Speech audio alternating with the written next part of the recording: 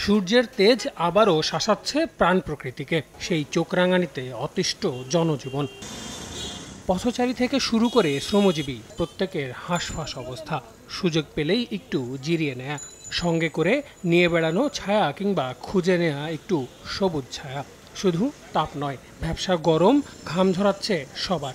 গ্রামে আসলে হেভি কষ্ট আর কি। এই রোদের মধ্যে বসে থাকতে খুবই কষ্ট লাগে, আর প্যাসেঞ্জারও একটু কম আছে, কারণ রোদের প্যাসেঞ্জারের বাইকে উঠতে চায় না।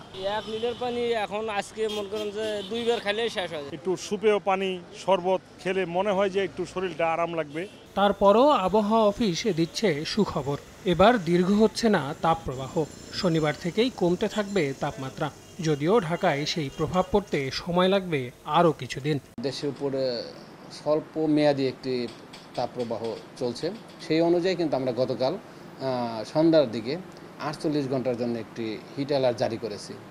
অর্থাৎ দেশের উপরে চলমান যে তাপপ্রবাহ, সেই তাপপ্রবাহ আরও 48 ঘন্টা অব্যাহত থাকবে।